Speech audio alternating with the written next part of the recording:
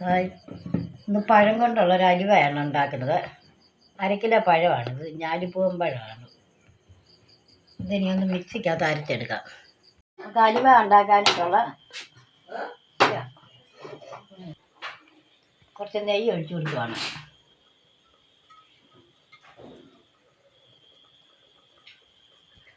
അതിലേക്ക് നമുക്ക് ഈ പഴം അരച്ചെടുക്കാം.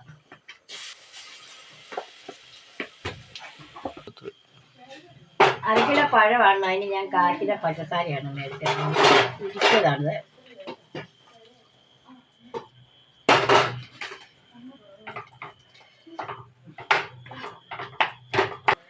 ശകലം നെയ്യും കൂടെ ഒഴിച്ച് ഇനി ഇതിലേക്ക് നമുക്ക് ഇച്ചിരി 1/2 ഗ്ലാസ് ഗോതമ്പ് പൊടിയാണ്, അതെടുത്ത് നല്ല പോലെ മാവിൻ്റെ കണക്കിന് കലക്കിയിട്ട് ഇതിലോട്ട് കുറച്ചായിട്ട് ഒഴിച്ചു കൊടുക്കണം.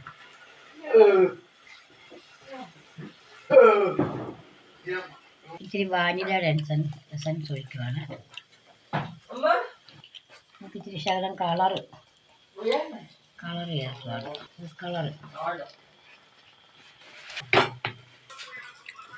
അതിനകത്തോട്ട് ഇച്ചിരി ഉണക്കമുന്തിരിങ്ങായും വെച്ച്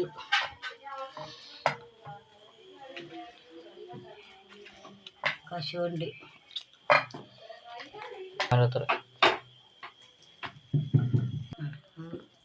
നല്ലപോലെ ഈ പാത്രത്തിനകത്ത് ഇച്ചിരി ശകല എണ്ണ ചട്ടിയെ വെച്ചൊന്ന് എണ്ണ തൂത്ത് നല്ലപോലെ ഇങ്ങനെ ഒന്ന് ലെവലാക്കണം. ഏലക്ക ഇടാൻ മറന്നു പോയി, അതുകൊണ്ട് ഏലക്ക ഇട്ട് ഇതിൻ്റെ പുറത്തുകൂടെ ഇടുക. കപ്പലണ്ടിയും കൂടി വെച്ച്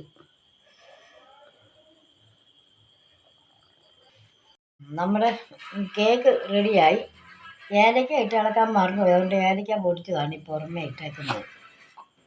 അത് മറന്നുപോയി, പിന്നെ ഓർത്തത് കോരി കഴിഞ്ഞപ്പോഴാണ് ഓർത്ത്. നമുക്ക് ഇളക്കി നോക്കത്.